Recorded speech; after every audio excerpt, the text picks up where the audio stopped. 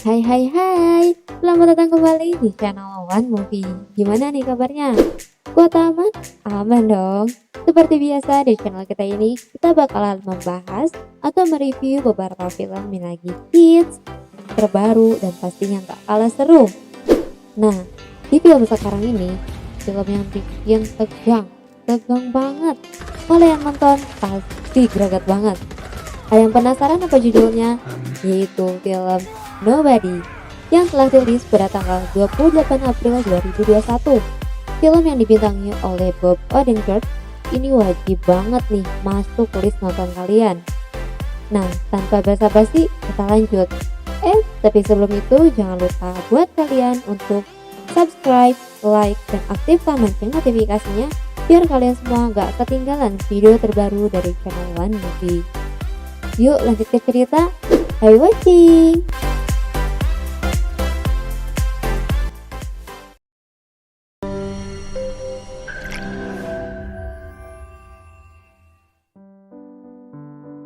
Oke guys, kita masuk ke ceritanya. Kisah akan berfokus pada pria parubaya bernama Hutch Mansell, di mana beliau adalah sosok ayah sekaligus kepala keluarga bagi istri dan kedua anaknya. Hutch sendiri bekerja di perusahaan milik sang ayah mertua sebagai bagian administrasi, yang mana hari-harinya diisi dengan rutinitas yang monoton dan begitu saja tanpa ada sesuatu yang beradrenalin sedikit pun. Hingga suatu malam, kediaman Hutch pun didatangi oleh dua pria, yang mana Hutch berhasil memergoki mereka. Namun, karena suatu alasan tertentu, Hutch pun membiarkan mereka mengambil sejumlah uang receh yang jumlahnya yang tidak terlalu banyak. Tak diduga, anak sulung Hutch pun berhasil menyergap salah satu pencuri itu. Dan ketika si pencuri yang lain teralihkan perhatiannya, kita akan melihat Hutch memegang sebuah tongkat golf dan berniat untuk memukulnya. Namun, apa yang terjadi? Hutch justru meminta anaknya untuk melepaskan pencuri itu dan membiarkan mereka berdua kabur begitu saja. Alhasil, anak sulungnya pun merasa sangat kecewa dengan tindakan Hutch, ditambah sikap polisi yang seolah ikut menunjukkan rasa kecewa terhadap sosok ayah sepertinya.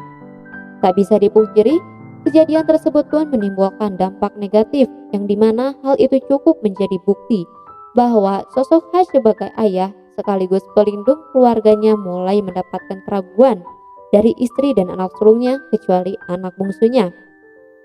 Tak cukup sampai di situ, tetangga sebelah rumahnya pun memberikan sindiran keras dengan mengatakan bahwa jika rumahnya kemalingan, dia tentu tidak akan tinggal diam dan akan memberikan sedikit pelajaran kepada maling tersebut. Dan itu cukup membuat Hutch terroasting. Tak hanya di rumah, di tempat kerjanya pun Hutch mendapat perlakuan yang kurang menyenangkan ketika adik iparnya sendiri menyayangkan kejadian semalam dan memberikan sebuah pistol untuk Hutch berjaga-jaga. Ini adalah ayah mertuanya alias pemilik perusahaan tempatnya bekerja, di mana beliau membicarakan tentang rencana Hutch membeli perusahaannya ini. Karena dengan usianya yang sudah tua, sang mertuanya berniat untuk pensiun. Namun, karena harganya belum sesuai, Hutch pun diminta untuk memikirkannya kembali. Di luar kepenatan dan rutinitasnya tersebut, Hutch ternyata memiliki sebuah radio khusus di kantornya, di mana dia sering berbicara dengan seseorang yang nampaknya adalah teman lama, di mana hal itu menjadi sebuah pertanyaan misterius tentang siapakah sosok Hutch ini sebenarnya. Dan percakapan Hutch dengan seseorang di radio tersebut akhirnya menguak sebuah fakta menarik tentang alasan kenapa Hutch tidak melakukan perlawanan di malam itu. Karena ternyata Hutch sudah mengetahui secara detail tentang kedua pencuri itu, yang mana mereka berdua adalah sepasang suami istri yang kemungkinan besar sedang mengalami masalah ekonomi. Karena jika mereka adalah maling profesional yang sering melakukan aksi, tidak mungkin mereka melakukan pencurian hanya untuk sejumlah uang receh yang jumlahnya tidak terlalu banyak. Dan yang paling menarik dari semua itu adalah pistol yang mereka gunakan saat malam itu sama sekali tidak berpeluru. Dan itulah alasan kuat Hutch kenapa tidak melakukan perlawanan. Dengan semua fakta barusan dan dengan semua analisa yang bisa Hutch lakukan ini, jelas menambah rasa penasaran kita semua tentang siapakah sosok Hutch yang sebenarnya. Selepas pulang kerja, Hutch pun pergi ke panti jompo untuk menjenguk ayahnya di mana beliau hanya bisa duduk di atas sofa. Okay. Saat pulang, Hutch pun berdiri tepat di depan rumahnya, di mana dia melihat keluarganya sendiri dan merasa bahwa dia cukup kecewa dengan dirinya sendiri yang gagal menjadi sosok pelindung bagi keluarganya. Ketika sudah masuk rumah, istri dan anak sulungnya pun bersikap cuek terhadapnya. Namun, ketika si bontot mengeluhkan tentang kalung anjingnya yang hilang dan mungkin terbawa oleh kedua pencuri semalam, disitulah Hutch benar-benar sangat emosi. Dengan cepat, Hutch pun kembali ke panti jompo tempat ayahnya tinggal, di mana dia mengambil sebuah pistol yang disimpannya di sana. Dan dengan sebuah petunjuk, yaitu tato pada lengan si pencuri yang dia lihat semalam itu, Hutch pun berencana untuk mencari kedua pencuri itu dan mengambil kembali kalung anjing milik anaknya. Setelah mendatangi beberapa tempat pembuatan tato, sampailah Hutch di sebuah tempat tato yang sudah berdiri puluhan tahun, di mana tempat itu diisi oleh orang-orang yang bukan sembarang orang, dan kedatangan Hutch ke sana cukup menarik perhatian orang-orang tersebut. Namun yang menarik adalah ketika salah satu kakek melihat tato pada lengan Hutch, ia pun seketika terkejut dan mengatakan terima kasih atas jasamu.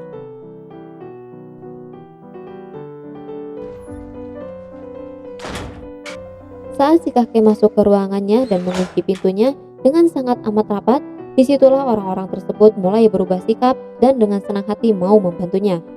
Tak membuang waktu, Hutch pun terlihat sudah berada di kediaman kedua pencuri itu, di mana Hutch muncul seperti bayangan dan langsung meminta kalung anjing anaknya dikembalikan. Namun, saat Hutch akan berbuat hal yang lebih dari itu, tiba-tiba aksinya terhenti ketika bayi kedua pencuri itu menangis, hingga Hutch pun kesal sendiri dan memukul-mukul tembok hingga tangannya berdarah. Dan disinilah dia sekarang duduk di dalam bus menuju rumah dengan sebuah perasaan kesal yang gagal untuk dilampiaskan. Namun, suatu keberuntungan terjadi ketika ada sekelompok muda yang mabuk dan masuk ke dalam bus, di mana hal itu membuat Hutch seketika tersenyum karena akhirnya mendapatkan sasaran empuk untuk dijadikan bahan pelampiasan emosinya. Dan ketika para penumpang ketakutan karena kedatangan sekelompok pemabuk, Hutch pun dengan santainya berjalan melewati mereka, kemudian mempersilahkan sang supir untuk keluar, lalu masuk kembali ke dalam bus dan mengunci rapat pintunya. Lantas, apa yang akan dilakukan Hutch? Ya, dia akan menghajar mereka semua. Terjadi perkelahian 1 lawan 5, pemuda tinggi besar, di mana Hutch yang memiliki perawakan kurus dengan brutalnya menghajar mereka semua. Yang mana adegan ini cukup ditampilkan secara realistis, dan sampai sini sudah jelas bahwa Hutch adalah pria yang bukan siapa-siapa, tapi bukan pria sembarangan. Ketika di rumah, sang istri pun awalnya terkejut dengan banyaknya luka di tubuh Hutch. Namun, tanpa banyak pertanyaan, ia pun mengobati Hutch dengan sepenuh hati dan menemaninya sampai dia tertidur lelap. Sementara itu, adegan berpindah ke tempat lain, di mana kita akan melihat seseorang semacam mafia bernama Yulia Kuznetsov atau biasa dipanggil Yuli, yang dimana Yuli terlihat berjoget dan bernyanyi di sebuah klub malam yang cukup ramai pada malam itu. Yuli sendiri adalah seorang mafia Rusia yang memiliki usaha penyimpanan uang, yang mana rekan-rekan sesama mafianya mempercayakan semua uang mereka di tempat penyimpanan milik Yuli. Dan saat mereka bersama, Yuli pun ditegur oleh para rekannya mengenai sikap tidak gagah dirinya saat berjoget dan bernyanyi di depan umum, yang mana sikapnya tersebut dianggap bisa menurunkan kepercayaan sebagian besar dari mereka yang menunjukkan tidak adanya wibawa dan rasa hormat di dalam diri Yuli. Dan apa yang dilakukannya? Yuli tiba-tiba memecahkan gelas, kemudian menyerang salah satu pengunjung di sana, lalu menggorok lehernya tepat di depan para rekannya. Dan itu cukup membuktikan bahwa Yuli adalah orang yang berbahaya dan bisa membuat kepercayaan mereka meningkat. Tak lama, Yuli pun mendapat telepon bahwa adiknya sedang dirawat rumah sakit, yang mana adiknya tersebut ternyata adalah salah satu korban dari Hutch dari peristiwa di dalam bus tadi. Yuli pun marah besar dan mencoba menginterogasi satu persatu teman adiknya mengenai pelaku yang telah membuat adiknya babak belur. di mana salah satu temannya tersebut berhasil mendapatkan kartu identitas kerja milik si Haj. Singkat cerita, esok pagi pun tiba. Haj terlihat sudah pulih seperti sedia kala dan tak lama mendapat panggilan telepon dari teman yang biasa menemaninya di radio, yang mana temannya tersebut memperingati tentang kejadian semalam bahwa salah satu orang yang dihajar Haj adalah anggota keluarga dari seorang mafia Rusia kaya, yakni Yuli. Untuk mencari informasi mengenai si Yuli, Haj pun pergi ke tukang cukur, di mana disitulah ada seseorang yang penting, entah siapa itu. Tapi sekilas saya sudah bisa menebak bahwa orang tersebut kemungkinan besar adalah sebuah agensi yang pernah memperkerjakan Haj di masa lalu. Dan setelah melihat dokumen tentang Yuli, Haj pun sedikit tidak menyesali tentang perbuatannya semalam dan akan menghadapi setiap risiko atas tindakannya tersebut. Yuli sendiri memberikan kartu identitas kerja milik Haj kepada stafnya, di mana stafnya tersebut menyuruh salah satu orang dari pihak pemerintahan atau Pentagon untuk melacak alamat dan semua tentang Haj. Dan alangkah kagetnya, si staf tersebut ketika mengetahui bahwa Haj adalah orang yang sangat berbahaya, di mana kita bisa melihat beberapa foto yang memperlihatkan tentang kebrutalan Haj di masa lalu. Sampai-sampai si staf tersebut memutuskan untuk tidak ikut campur dan mengundurkan diri dari pekerjaannya saat itu juga. Saat Haj dan keluarganya sedang makan malam di luar, dugaan Yuli ternyata bergerak lebih cepat dari dugaannya, di mana dia mengirimkan beberapa pasukan ke alamat rumahnya untuk menghabisi Haj beserta seluruh keluarganya. Dengan cepat, Haj pun meminta mereka untuk masuk ke ruang basement, di mana mereka semua dibuat bingung bercampur kaget bahwa ruang basement mereka selama ini ternyata memiliki teknologi yang cukup canggih. Dan di saat keluarganya bingung dengan semua ini, Haj pun meminta mereka semua untuk tetap tenang. Dan sekarang saya dibuat semakin penasaran apa yang akan dilakukan Haj kepada para pasukan Yuli ini. Faktanya, Haj ternyata memiliki jiwa brutal, di mana Haj membantai sebagian besar pasukan Yuli dengan begitu gila, meskipun akhirnya ia harus tertangkap karena distrum dari belakang. Namun, bukan Haj namanya jika ia bisa tertangkap dengan begitu mudah, karena saat dalam perjalanan, Haj pun bisa melepaskan borgol dengan cukup mudah dan membuat mobil mereka terguling yang membuat ketiga pasukan itu tewas mengenaskan. Haj pun kembali ke rumah dan membersihkan diri, di mana dia dengan tenangnya membawa istri dan anaknya keluar dan melihat begitu banyak jasad bertebaran, kemudian menyuruh mereka untuk pergi ke tempat aman sampai situasi benar-benar kondusif. Karena masih bingung dengan apa yang terjadi, sang istri pun bertanya mengenai apa yang terjadi sebenarnya. Namun, Haj yang low profile memintanya untuk percaya dan yakin bahwa situasi ini akan kembali baik. Setelah istri dan anaknya pergi ke tempat aman, Haj pun membuka kotak berisi emas batangan miliknya, yang mana itu adalah sisa harta dari pekerjaannya di masa lalu. Sementara itu, sang ayah yang berada di panti jompo pun didatangi oleh 2 orang suruhan Yuli, yang mana mereka bermaksud untuk membunuh beliau sesuai perintah dari Yuli.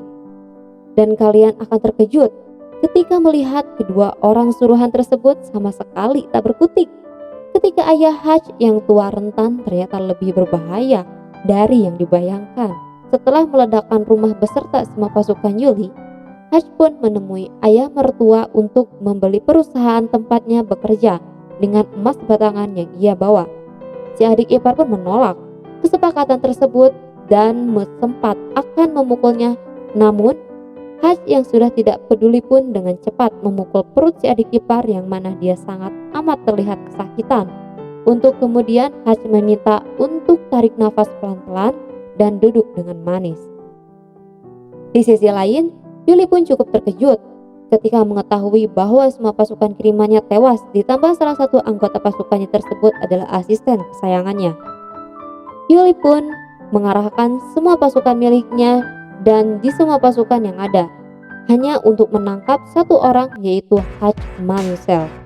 Haj sendiri terlihat sedang mempersiapkan rencana untuk ini semua, yang mana Hatch berniat untuk melakukan perang kepada Yuli setelah mengetahui bahwa Yuli telah berani mengirimkan pasukannya untuk membunuh keluarganya. Tanpa ragu dan tanpa rasa takut sedikit pun, Hatch pun mendatangi tempat penyimpanan uang milik Yuli, di mana ia dengan santainya membantai puluhan pasukan bersenjata. Tak hanya itu, Hatch pun membakar semua uang milik rekan-rekannya Yuli, yang mana itu tentu akan membuat Yuli bertanggung jawab atas hilangnya uang milik mereka. Dan yang paling gila, Hatch pun dengan bernyali nekat datang sendirian ke klub milik Yuli, yang dimana kita bisa melihat dia sedang asik makan tanpa ada rasa takut terhadap Yuli dan semua pasukannya. Namun, dari semua tindakan gila dan nekatnya itu, Hatch ternyata memiliki ide brilian ketika ia membawa sebuah peledak tepat di atas meja yang membuat Yuli meminta semua orang untuk keluar dari sana. Tanpa banyak basa-basi, Hatch pun langsung mengungkapkan tujuannya datang ke sini, di mana dia menawari sebuah kesepakatan damai untuk tidak lagi mengejarnya dan keluarganya. Saat Hatch mengatakan bahwa dia sudah membakar uang usaha milik Yuli, Hatch pun menyarankan agar Yuli berhenti dari pekerjaan mafianya dan menjadi orang baru yang lebih baik. Saat keluar, Hatch pun menunggu apa yang akan dilakukan Yuli hingga saat Yuli keluar dan akan mengejarnya. Jangan salahkan Hatch jika Yuli lebih memilih mati ketimbang berdamai dengan tawarannya tadi. Terjadi kejar-kejaran di mana mobil Hatch berondong ratusan peluru, dan saat sampai tepat di depan perusahaan yang sudah dibelinya, Hatch pun tiba-tiba ditolong oleh orang yang menembak dari atas, yang ternyata adalah orang yang sering berbicara di radio sekaligus anak angkat ayahnya yang sudah dianggap adik sendiri oleh Hatch.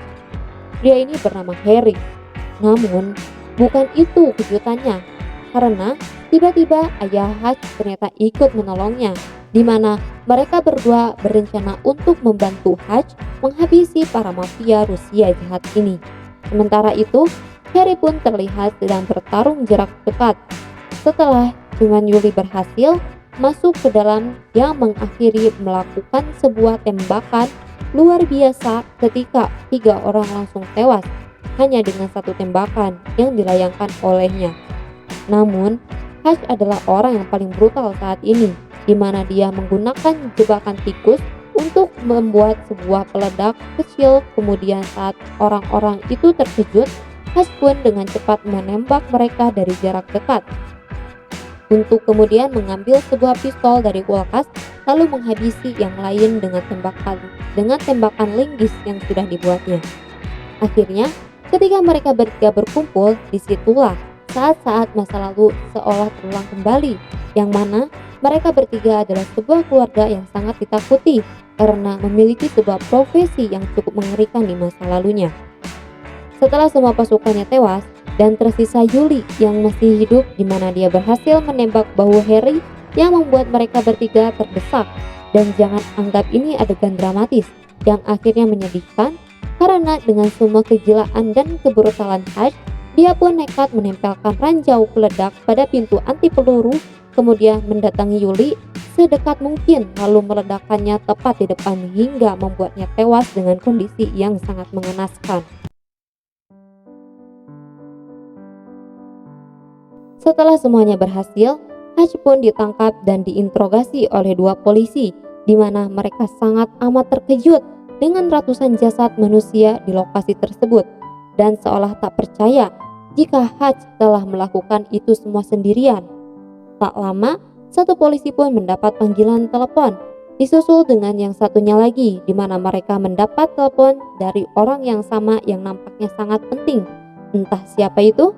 Namun yang mengejutkan adalah mereka berdua meminta maaf telah menangkap Hatch dan melepaskannya begitu saja tanpa ada sesuatu yang menyulitkannya sedikit pun.